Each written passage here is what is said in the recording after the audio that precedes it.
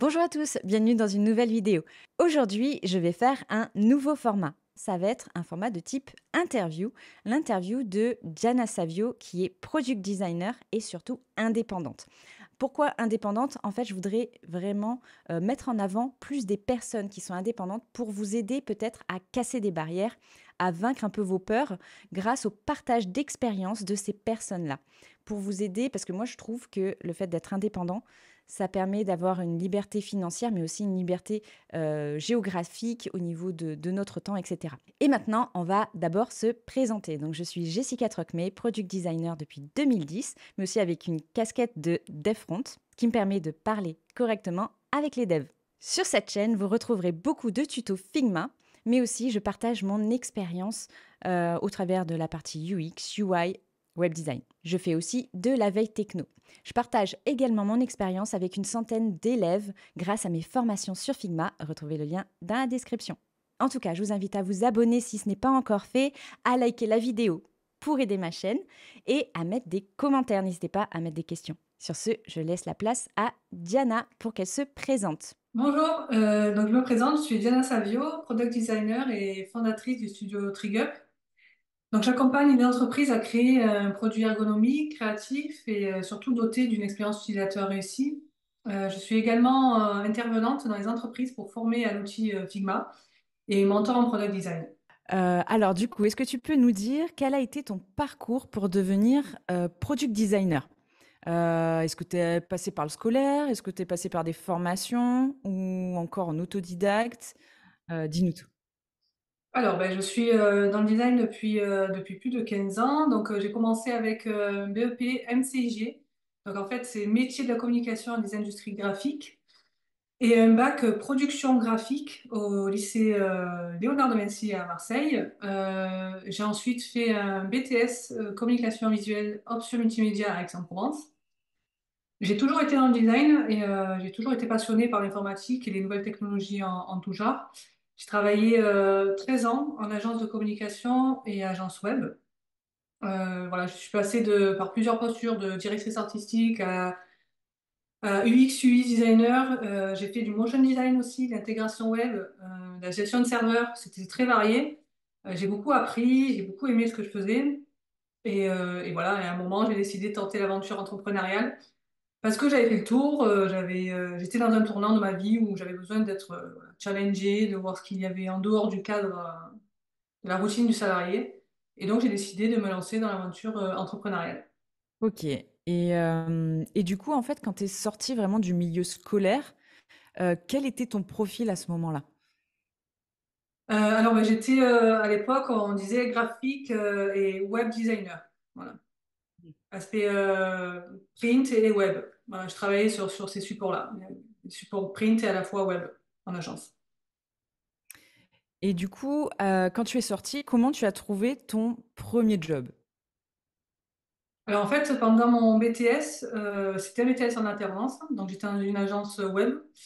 Et ensuite, j'étais embauchée en tant que salariée en CDI. Et voilà, et j'ai beaucoup appris pendant l'alternance. C'était vraiment super pour moi. Et voilà, et donc après, j'ai continué dans cette entreprise-là. Ok. Et du coup, quand tu es arrivé, est-ce que tu avais, du coup, tu étais assez préparé pour commencer pleinement ton job ou alors il fallait que tu développes d'autres compétences Alors déjà, j'ai toujours aimé apprendre. Donc, j'ai demandé des formations quand j'étais salariée, notamment en ergonomie des interfaces. J'ai revalidé des compétences que j'avais en intégration web, pareil quand j'étais en agence, parce que j'ai toujours aussi adoré l'aspect technique. Et en sortant du salariat, donc, je me suis formée en product design pour avoir une vision plus large qu'une interface web et apprendre cet aspect business et stratégie. J'ai aussi suivi une formation en design system et une autre en neurosciences et sciences cognitives. Et pendant mon parcours, j'ai été accompagnée par des mentors pour des problématiques précises. Et il faut savoir aussi que je lis des livres sur des sujets liés à mon métier, aussi sur la psychologie, la méthodologie pour créer un produit, des recherches sur le cerveau. Voilà. Quand on est passionné, il n'y a pas de limite quoi, dans l'apprentissage. voilà, faut se dire que de toute façon, rien n'est acquis. Tout va très vite aujourd'hui. On a de la chance d'être une communauté de personnes qui expérimentent, qui partagent. Et donc voilà, faut vraiment se dire que ce que nous faisons aujourd'hui n'est peut-être plus valable dans un an ou deux. Pour moi, la clé, voilà, c'est vraiment de rester à jour, se former, faire de la veille. Voilà, c'est le plus important, quoi. C'est clair. Et du coup, par rapport à tout ça, ça s'est passé sur combien de temps? Parce que là, du coup, tu as vraiment appris mais énormément de choses. Au niveau laps de temps, du coup, c'est sur combien d'années, en fait? Ben, depuis mes débuts, en fait, je suis sortie de l'école. Bon, alors, j'ai appris sur le terrain, j'étais salariée.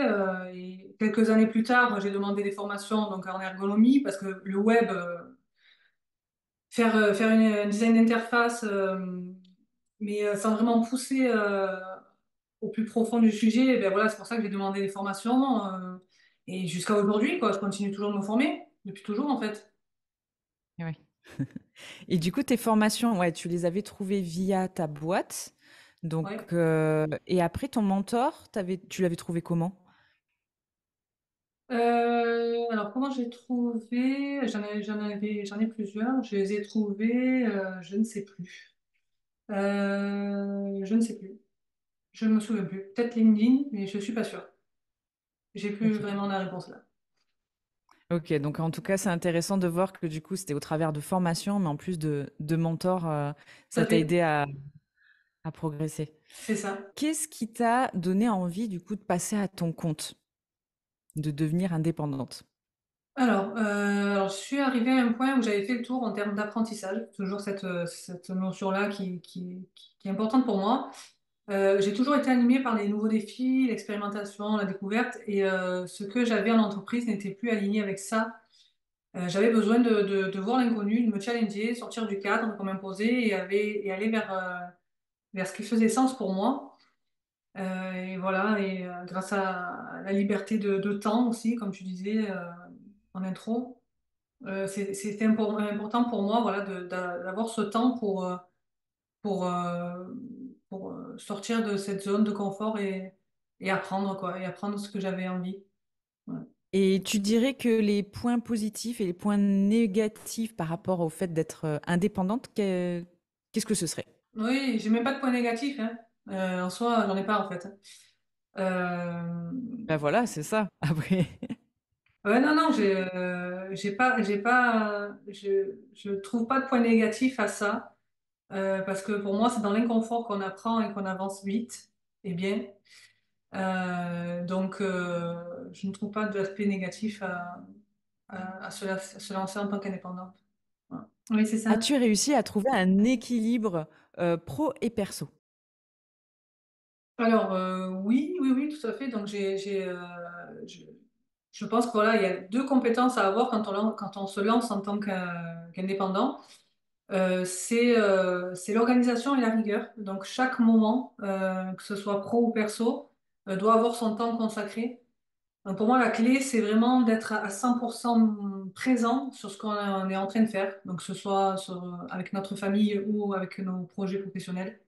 Et c'est là qu'on trouve le bon équilibre. Un autre point, comment fais-tu pour trouver tes prospects? Je pense que c'est une question qui est importante du coup pour tous ceux qui vont regarder la vidéo. Alors, oui, c'est une question importante. De mon côté, c'est essentiellement du bouche-oreille. Donc, si j'avais vraiment des conseils à donner, c'est parler de vous, créez-vous un réseau de personnes dans divers domaines.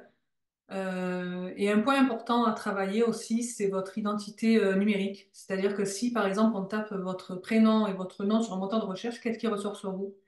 C'est important de travailler ça avant de travailler la prospection parce que tout le monde fait ça, en fait, hein. Tout le monde va aller voir qui est la personne avec qui on échange sur Internet.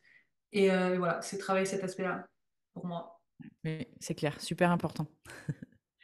Est-ce que tu as eu des clients qui sont venus par le biais de LinkedIn? Oui, j'en ai eu très peu comparé à toutes les années que je suis sur LinkedIn. Oui, mais le ratio est faible comparé aux années D'accord. depuis le temps que j'y suis, quoi. Ok, donc majoritairement bouche à oreille. Ouais. Ça marche. Quel conseil tu pourrais donner à ceux qui souhaitent se lancer comme UX, UI designer, product designer? Alors, je dirais rester à l'affût parce que voilà, être toujours en veille, les choses évoluent rapidement, ne pas perdre le fil, expérimenter. Voilà, il faut se lancer, mettre en pratique ce qu'on apprend avec rigueur, mettre de côté les interrogations sur la légitimité, se focaliser sur sa capacité à faire de son mieux. Ça va aider à passer des caps. Apprendre, continuer à apprendre constamment et mettre en pratique ce que l'on apprend pour ne pas oublier. Et j'irai se faire guider par des mentors. Parce que quand on se sent coincé à une problématique spécifique, chercher le soutien d'une personne expérimentée, ça aide beaucoup. Ouais, c'est clair. Je sais que moi, de mon côté, quand je m'étais lancée, en fait, bon, je m'étais mise en autodidacte, mais du coup, j'avais lu des livres. J'avais commencé par Photoshop, etc. Donc ça, c'était en 2010, hein, donc il n'y avait pas encore Figma, tout ça. Euh, mais du coup, c'est beaucoup plus long, en fait, quand tu apprends tout seul et tout à travers de livres plutôt que par des formations.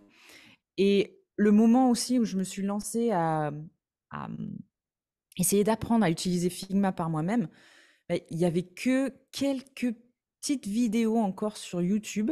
C'était pas énorme et surtout, il y avait pas en français, en fait. Donc, c'est pour ça que finalement, je me suis dit, une fois que j'ai eu mes connaissances, c'est pour ça que du coup, j'ai lancé ma chaîne. Et après, je me suis dit que ben, ça pourrait aider aussi d'autres personnes avec des formations, parce que finalement, ça peut aller beaucoup plus vite quand tu passes par une formation. Bah, effectivement, tu vas y arriver tout seul en cherchant les vidéos YouTube, etc. Mais forcément, c'est plus long que si tu passes par quelqu'un bah, qui te forme ou un mentor, du coup, qui va t'aiguiller, etc. Du coup, la vitesse d'apprentissage n'est pas la même, en fait. Ça va être ça surtout, je trouve. Ouais. Quel conseil aurais-tu à donner pour ceux qui veulent se lancer dans l'entrepreneuriat? Ou Euh, comme indépendant, en tout cas. je pense que voilà, échanger avec d'autres designers, c'est important déjà de savoir comment ça se passe pour d'autres designers indépendants. Donc il y a plein de groupes sur Slack, Discord ou autres plateformes qui partagent leur expérience, leurs problématiques. Donc ça, c'est constructif. Et intégrer une communauté d'entrepreneurs. Je pense que c'est important aussi pour partager des valeurs communes, des objectifs. Et ça peut apporter un soutien dans les domaines autres que le design, euh, comme l'administratif, le réseau, le dev perso. Ça, c'est important, hein. Quand on se lance en indépendant, le développement personnel, c'est important de se pencher sur ce sujet-là. Et prendre du recul de temps en temps pour évaluer sa situation et se demander si je suis toujours en accord avec ce qui fait sens pour moi. Voilà, ça c'est important, ça permet d'avoir de la clarté sur notre chemin en fait, si on est toujours aligné avec ce qu'on fait. Voilà. Là, je te rejoins complètement sur le fait de s'entourer. On en revient toujours, l'entourage est super important. Je sais pas, il y a une phrase bon, je sais plus trop qui, il faudrait que je la reprenne, mais genre, tu es la somme en fait des 5 personnes que tu côtoies le plus bah, enfin, dans tes journées, en fait, dans ton quotidien. Et donc, c'est clair que si tu t'entoures du coup des bonnes personnes, bah, forcément, ça va aussi t'aider à progresser plus vite, quoi, c'est clair. Ouais. Alors du coup, pour conclure, finalement, ce qu'on peut retenir, c'est qu'il faut se former en continu et surtout ne pas hésiter à faire des sessions de mentoring avec des profils seniors. Gardez l'esprit ouvert et puis surtout l'entourage qui est super important. Donc n'hésitez pas à rejoindre des groupes de Slack, d'autres communautés. Bah, justement, il y a même mon mari, en fait, tellement il est omnubilé par l'importance de l'entourage qu'il a créé sa propre communauté d'entrepreneurs. Bah, d'ailleurs, on se connaît aussi, quoique non, avec Diana, en fait, on s'est connus d'abord via LinkedIn et après, tu as rejoint le Youmento, je crois. Oui, Je sais c'est plus. ça. Oui, voilà, c'est ça. Donc en fait, voilà, il a créé un réseau, ça s'appelle Youmento, d'entrepreneurs avec un partage du coup, de valeurs où il est question de développement personnel, d'investissement, de business, même d'éducation positive hein, pour ceux qui ont des enfants. Enfin voilà, donc tous les piliers pour avoir un équilibre pro-perso et voilà, dans tous les domaines. En tout cas, merci beaucoup Diana. Dites-nous en Avec commentaire plaisir. ce que vous avez pensé de l'interview. N'hésitez pas, si jamais vous avez des questions, à nous les mettre en commentaire. On vous y répondra. Et pour rappel, si jamais vous voulez vous former à Figma, vous pouvez rejoindre mes formations en cliquant sur le lien dans la description. Merci beaucoup, Jessica. À bientôt. Salut. Bye Jana. Et sur ce, à la prochaine. Salut. Alors, ça là, il n'était pas. Et ne pas hésiter à faire des sessions de coworking. Des Non. sessions.